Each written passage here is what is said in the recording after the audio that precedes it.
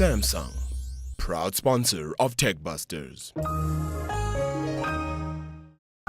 As you can see, we have stepped outside of our usual TechBusters studios to the beautiful open-air wonder that is Cape Town. And we're here not just for AFRICOM, but for the launch of a very interesting new device from an increasingly powerful player in the smartphone market, and that is Huawei. And this is the Huawei Mate 7, their phablet device that is quite remarkable. And we're here at the launch with the man himself, Yudi Rambaran.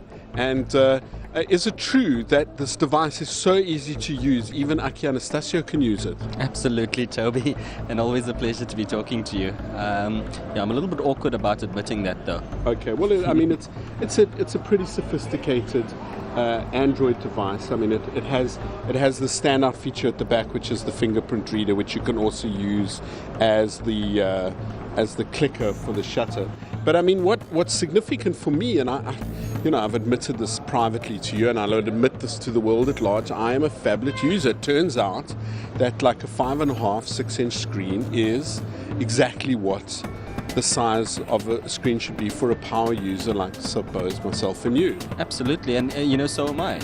I've found myself, drawn towards the phablet, and I use it a lot more than I do typically, my premium smartphone, and I've decided that I'm not going back to smaller screen. Big screen may absolutely make sense for me for several reasons, having bigger screen real estate allows you to see more, off your spreadsheets and documents and things like that. And when browsing and video quality is exceptional. So I think we've done particularly well with the device. I think so too. Just to run us through a couple of the basic specs of the Mate 7. Okay, so most important, it's a 6-inch HD screen. Really fantastic screen component, so you can actually view, your text messages and the screen itself. Look how I'm standing here showing off the phone. I can see that. Yes. I think you're doing particularly well with that. The 6-inch screen is phenomenal. It's great quality component. We've maintained our strength in the camera, in the imaging and camera parts of the device. It's a 13-megapixel rear-facing camera. Indeed, and the idea of the groupie is that you can take a selfie from several angles, so you can get multiple people. And I quite like your honesty in just calling it a selfie camera, because frankly, that's what everyone uses it for. Absolutely, that's basically it. Roland Sladek is with us. He's arrived from the HQ in China from a place called Huawei. No, it's not. Well, he's from Huawei, but the head office is in Shenzhen, so he's all the way from Shenzhen. And Roland is the Vice President of Communications at Huawei. Impressive device, and you and I chatted a few years ago when I came through to Shenzhen, and I was so impressed by the city of Shenzhen. I mean, it's China's Silicon Valley. Just tell us a little bit about the history of Shenzhen, where it's come to and where it's now. It's quite an incredible city indeed, actually. 30 years ago it was a fishing village, 3,000 people. Now it's something in between 10 and 18 million. Nobody exactly knows how many people are there. And it rose very, very quickly out of nothing, because it was sort of a governmental decision actually to create sort of economic laboratory there to experience with sort of free enterprise, free markets there. That's why it attracted many, many sort of young, talented companies like Huawei, like other companies there.